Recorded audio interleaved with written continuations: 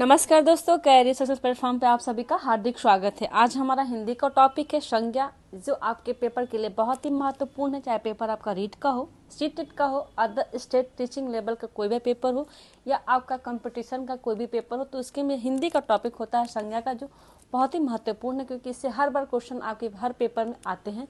तो हम समझते हैं कि संज्ञा किसे कहते हैं, इसकी परिभाषा क्या है, इसके प्रकार कितने होते हैं और इसके उदाहरण किस प्रकार से हम पहचान कर सकते हैं, इसके बारे में हम थोड़ा सा समझते हैं। तो हम समझते हैं कि संज्ञा किसे कहते हैं। संज्ञा का क्या कहते हैं, देखते हैं। किसी प्राणी, वस्तु, स्थान या भाव के नाम को संज्ञा कहते हैं। मतलब शॉर्ट फॉर्म में हम समझ सकते हैं कि नाम बताने वाले शब्द को हम संज्ञा कहते हैं।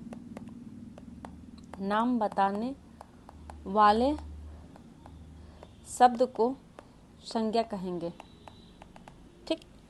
या परिभाषा से आपकी, क्योंकि परिभाषा से एक नंबर क्वेश्चन हमेशा आता है कि संज्ञा किसे कहेंगे, सर्वनाम किसे कहेंगे, विशेषण किसे कहेंगे, क्रिया किसे कहेंगे, अव्यय किसे कहेंगे, शब्द पद का अंतर क्या है, पद किसे कहते हैं, शब्द किसे कहते हैं। इसके बारे में आप हॉट टॉपिक की परिभाषा को बिल्कुल कंठस्थ कर लीजिएगा, माइंड में बिल्कुल सेट कर लीजिएगा, क्योंकि एक नंबर का क्वेश्चन आपकी परिभाषा से आता है। उसके बाद से उसके प्रकार के क्वेश्चन आते हैं, उसके एग्जाम्पल से क्वेश्चन पहचान करने के लिए आते हैं।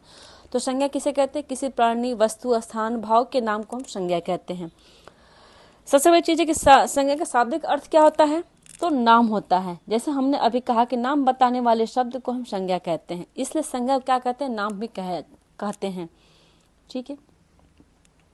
अब हम देखते हैं कि संज्ञा के प्रकार कितने होते हैं। तो संज्ञा के प्रकार दो तरह से होते हैं। एक तो अर्थ के आधार पर होता है, एक होता है कि उत्पत्ति के आधार पर भी होता है आपका, ठीक है। तो संज्ञा के प्रकार कितने होते हैं, तो दो होते हैं। किस प्रकार से होते हैं? उत्पत्ति के आधार पर और अर्थ के आधार पर। तो उत्पत्ति के आधार पर संज्ञा कितने होते हैं, तो 3 होते हैं। अब हम इसके बाद समझते हैं कि संज्ञा के प्रकार कितने होते हैं। तो संज्ञा के प्रकार आपके कितने होते हैं, तो 2 प्रकार से होते हैं। किस तरह से होते हैं?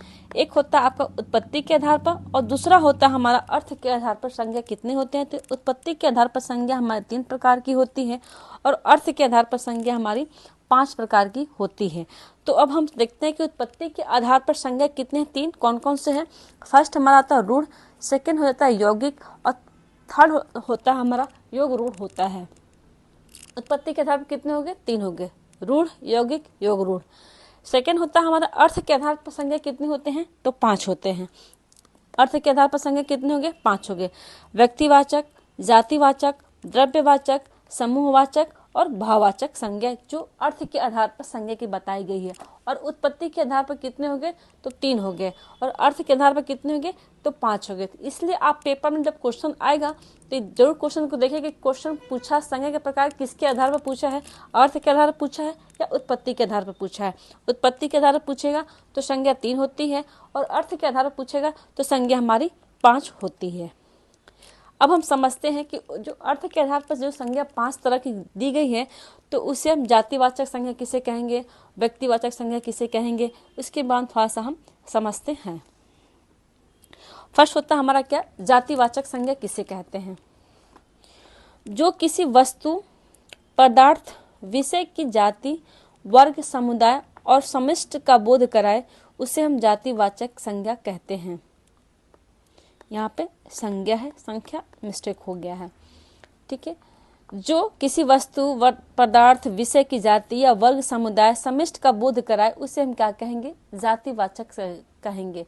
या इस तरह से हम कह सकते हैं कि जो संज्ञा एक ही प्रकार की वस्तुओं का बोध कराती हो, पूरी जाति का, मतलब जो संज्ञा एक ही प्रकार की वस्तु का पूरी जाति का बोध कराती है, वो क्या होगी, हमारी जातिवाचक संज्ञा होगी। आप इसको नोट के रूप में भी नोट कर सकते हैं, एक सिंपल एक लाइन में, कि जो संज्ञा एक ही प्रकार की वस्तुओं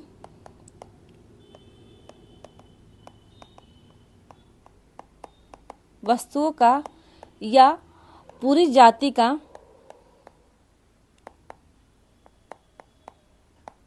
बोध कराए, पूरी जाति का बोध कराता है, बोध कराती है वो क्या होगी हमारी, वो हो जाती है हमारी जातिवाचक संज्ञा। जैसे कि हमारा क्या हो गया, गाय हो गया, देश, पर्वत, राज्य, राजधानी, नदी, नहर और नदी, ये सब क्या हो गया हमारे, लड़की, ये सब क्या हो गया हमारे, ये होते हैं हमारे जातिवाचक संज्ञा में आते हैं आपके एग्जाम्पल।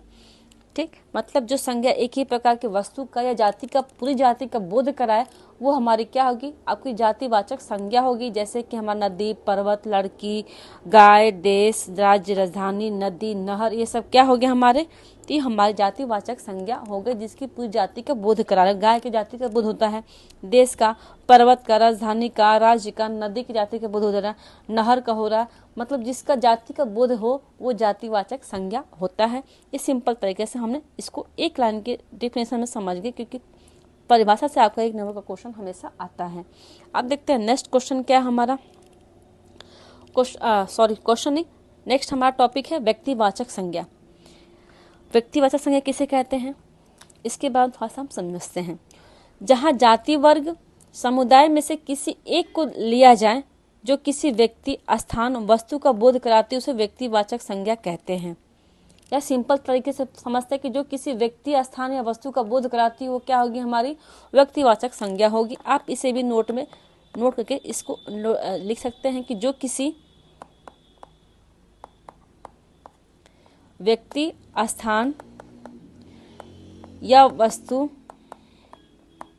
का बोध कराती है वो हमारी क्या होगी, आपकी व्यक्तिवाचक संज्ञा हो गई। जैसे कि गंगा, श्याम, लखनऊ, नीलगाय, हिमालय, भारत, राम, पटना, गंगा हो गया, मतलब जो आपकी व्यक्तिवाचक का बोध कराए, मतलब व्यक्ति का, स्थान, व्यक्ति में आपका श्याम हो गया, स्थान में लखनऊ हो गया आपका, वस्तु में हो गया आपका, तो जो वस्तु, स्थान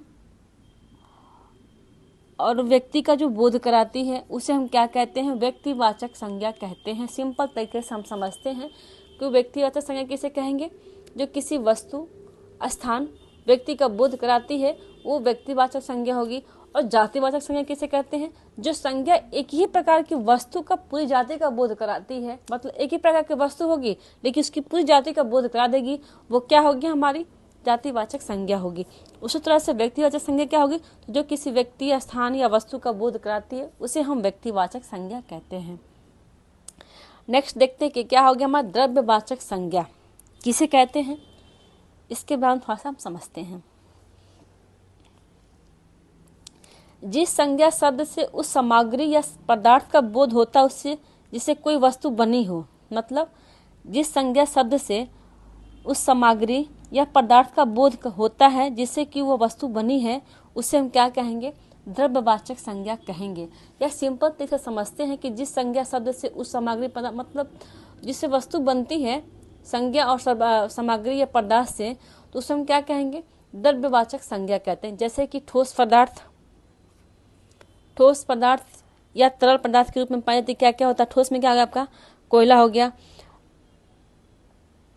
तरल पदार्थ, तरल में क्या हो गया आपका दूध हो गया, पानी हो गया, और ठोस में क्या हो गया आपका कोयला और पत्थर ठोस पदार्थ हो गया, आपका तरल पदार्थ क्या हो गया आपका दूध और पानी क्या हो गया हमारा ये तरल पदार्थ हो गया।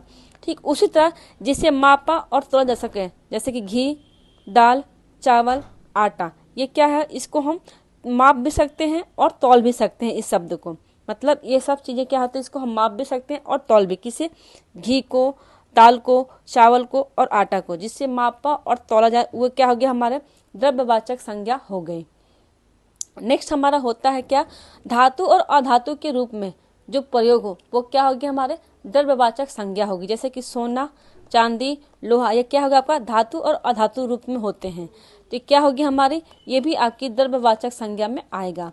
नेक्स्ट होता है हमारा क्या, जो ढेर के रूप में पाई जाती है, कैसे, जैसे ऑक्सीजन क्या है ढेर के रूप में होती है, मिट्टी, बालू, सब्जी, रेत, ये सब क्या होगी जो ढेर के रूप में मिलती है उससे भी हम द्रव्यवाचक संज्ञा कहेंगे। जो अगणनीय हो वो क्या, जैसे कि चावल जिसको हम गिन नहीं सकते, जीरा, फल, ये सब क्या हो गया आपके, तो अगणनीय हो गया हमारा। तो ये सब आपके किसके हो गए परिभाषा, ये हो गया हमारे द्रव्यवाचक संज्ञा के हो गया। इसके बाद से होता है हमारा क्या, समूहवाचक संज्ञा किसे कहते हैं।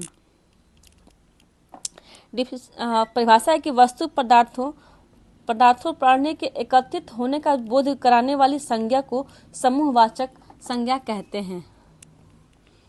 ठीक है, जैसे कि आपका किस तरह से होगा, नक्षत्रों का मंडल, जैसे वर्ग हो गया, आपका टीम हो गया, सभा, संगठन, कबीला, पुलिस, ताश, सेना, समिति। आप इसको कह सकते हैं जैसे में नक्षत्रों का मंडल, नेक्स्ट होते हैं तारा का पुंज, और हो जाएगा पर्वतों का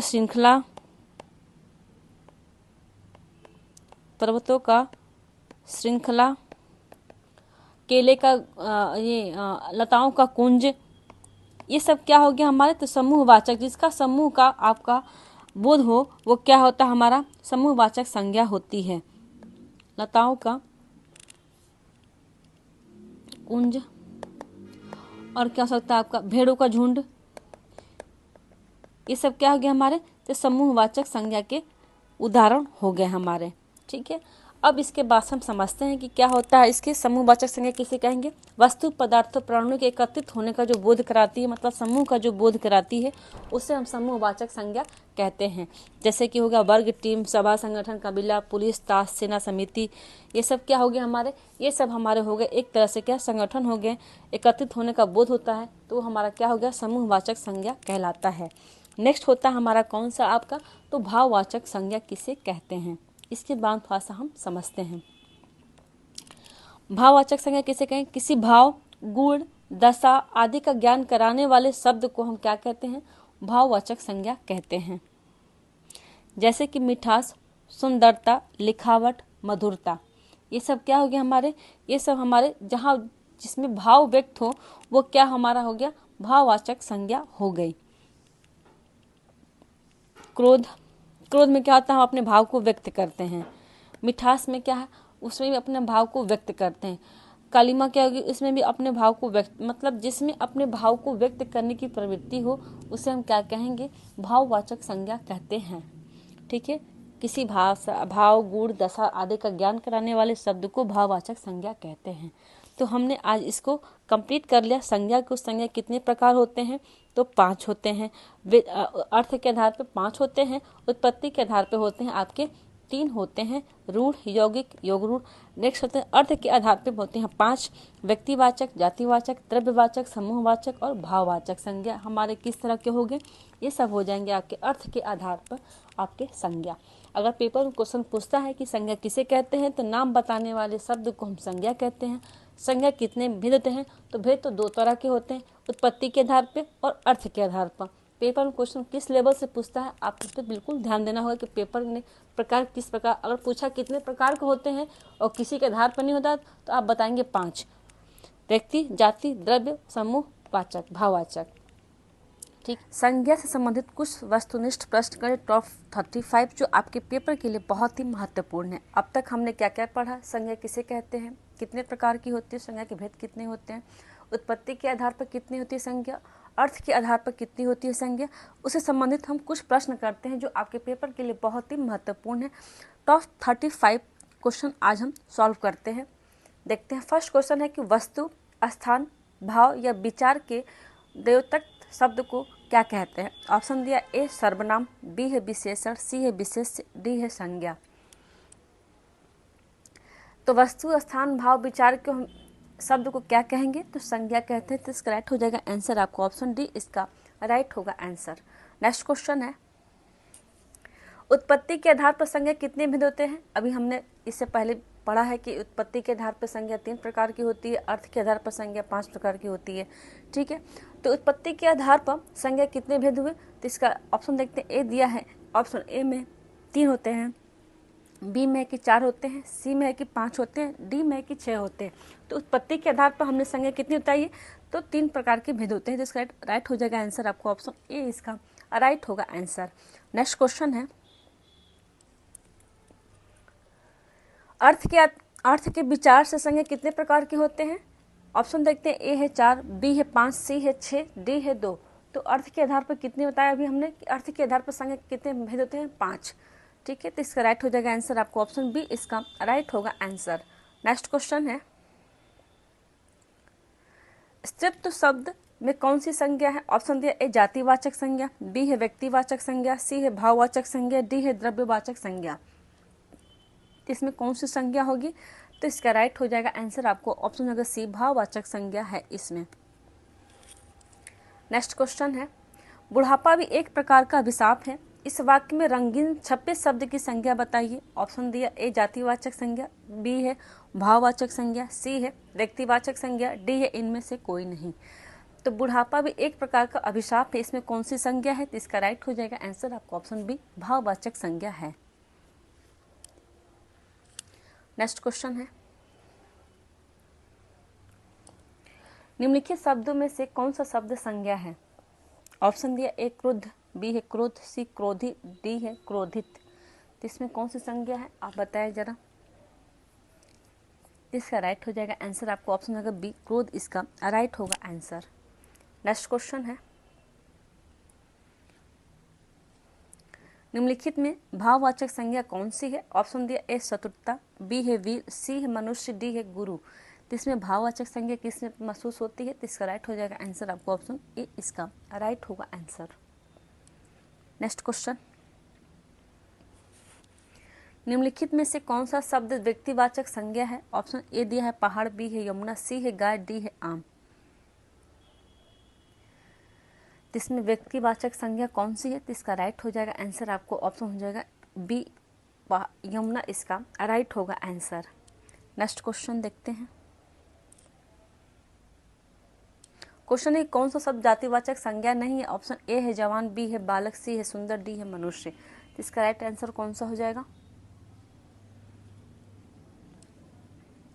इसका राइट हो जाएगा आंसर आपको ऑप्शन हो जाएगा सी सुंदर क्या हमारा जातिवाचक संज्ञा में नहीं आता है। नेक्स्ट क्वेश्चन है, कौन सा शब्द भाववाचक संज्ञा नहीं है? ऑप्शन ए है मिठाई, बी है चतुराई, सी है लड़ाई, डी है उतराई। पूछा भाववाचक संज्ञा नहीं है, तो इसका राइट हो जाएगा आंसर आपको ऑप्शन हो जाएगा ए इसका राइट हो जाएगा आंसर। मिठाई इसमें क्या है आपका भाववाचक संज्ञा नहीं है। नेक्स्ट क्वेश्चन है, जातिवाचक संज्ञा बताएं। ऑप्शन दिया ए है लड़का, बी है सेना, सी है श्याम, डी है दुख। तो इसमें जातिवाचक संज्ञा किसमें होता है? जिसकी जात है। तो इसका राइट हो जाएगा आंसर कौन सा? तो ऑप्शन ए इसका राइट होगा आंसर, लड़का इसका राइट होगा आंसर। नेक्स्ट क्वेश्चन है, प्रिय विशेषण के साथ प्रयुक्त होने वाली संज्ञा नहीं है। ऑप्शन दिया ए विषय, बी है कवि, सी है मित्र, डी है वैरी।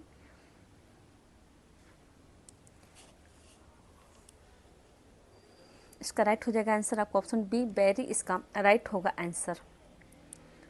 नेक्स्ट क्वेश्चन है, निम्नलिखित में से कौन सा शब्द समूहवाचक संज्ञा नहीं पूछा है? ऑप्शन दिया ए कक्षा, बी है दौड़, सी है सभा, डी है भीड़।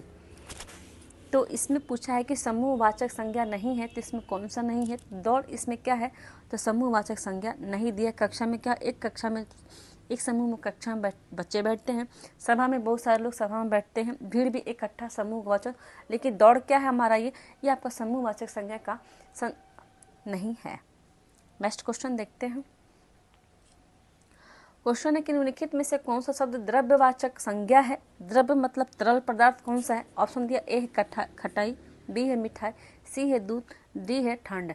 तो खटाई, मिठाई, ठंड क्या है हमारा? ये द्रव्यवाचक संज्ञा में नहीं आता है। जबकि दूध क्या है? ये तरल पदार्थ जिसको बोल सकते हैं या द्रव्यवाचक संज्ञा बोल सकते हैं। इसका राइट हो जाएगा आंसर आपको ऑप्शन सी इसका राइट हो जाएगा आंसर। नेक्स्ट क्वेश्चन है, निम्नलिखित विशेषणों में से संज्ञा को पहचानिए। ऑप्शन ए है नियमित, बी है पाश्चात्य, सी है अनुशासन, डी आसमानी। तो इसका राइट हो कौन सा हो जाएगा आंसर? तो विशेषणों में संज्ञा कौन है? तो अनुशासन क्या हमारा ये संज्ञा है विशेषणों में से। नेक्स्ट क्वेश्चन देखते हैं इसके बाद से। क्वेश्चन है कि निम्न में संज्ञा शब्द है। ऑप्शन ए हरा, बी है सभा, बी सी है पतला, डी है गहरा। तो संज्ञा शब्द इसमें कौन सा है? तो जो सभा हमारा है ये क्या है? सभा एक समूहवाचक संज्ञा भी है जिसको हम संज्ञा कहते हैं। नेक्स्ट क्वेश्चन है, गाय कौन सी संज्ञा है? ऑप्शन दिया ए व्यक्तिवाचक है, बी भाववाचक है, सी जातिवाचक है, डी द्रव्यवाचक है। तो गाय कैसा है? तो गाय हमारी एक भाववाचक संज्ञा। गाय कैसी है? तो भाववाचक है या जातिवाचक है या द्रव्य है या व्यक्ति है। तो गाय कैसी है? तो गाय जातिवाचक संज्ञा में आए, क्योंकि गाय क्या है? उसकी जाति है। तो इसका राइट हो जाएगा आंसर आपको ऑप्शन सी इसका राइट होगा आंसर। नेक्स्ट क्वेश्चन देखते हैं। निम्न में से कौन सी भाववाचक संज्ञा नहीं है? ऑप्शन ए दिल्ली, बी है मोहन, सी है लड़का, डी है बीमारी। तो जिसमें भाव उत्पन्न होता है वो कौन सी है इसमें? तो बीमारी क्या है हमारा? ये भाववाचक संज्ञा में आएगा। इसका राइट हो जाएगा आंसर आपको ऑप्शन डी इसका राइट होगा आंसर। नेक्स्ट क्वेश्चन है, क्रियार्थक संज्ञा सदा किस रूप में रहती है? ऑप्शन डी ए बहुवचन पुल्लिंग में, डी है एक वचन पुल्लिंग में, सी है बहुवचन स्त्रीलिंग में, डी एक वचन स्त्रीलिंग में। ये बहुत ही इंपॉर्टेंट, मोस्ट इंपॉर्टेंट क्वेश्चन है। इसे आप बिल्कुल देखिएगा, पेपर में आने की पूरी संभावना है कि क्रियार्थक संज्ञा सदा किस रूप में रहती है। तो इसका राइट हो जाएगा आंसर आपको ऑप्शन हो जाएगा एक वचन पुल्लिंग। इसका राइट होगा आंसर ऑप्शन बी इसका। नेक्स्ट क्वेश्चन है, बाप का संबंधवाचक संज्ञा किस रूप में होगा? ऑप्शन डी ए बापा, बी है बौता, सी बापती, डी है बपौती। तो बाप का संबंधवाचक किससे होता है? बपौती से होता है। तो इसका राइट हो जाएगा आंसर कौन सा? ऑप्शन डी इसका राइट होगा आंसर। नेक्स्ट क्वेश्चन है,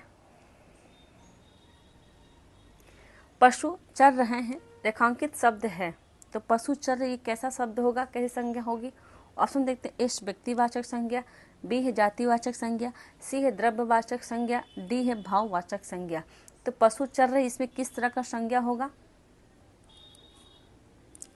तो इसका राइट हो जाएगा आंसर आपको ऑप्शन हो जाएगा बी जातिवाचक संज्ञा। पशु चाहे गाय ये सब जातिवाचक संज्ञा में आते हैं। तो इसका राइट हो जाएगा आंसर आपको ऑप्शन बी इसका राइट होगा आंसर। नेक्स्ट क्वेश्चन है, राज्यपाल में कौन सी संज्ञा है?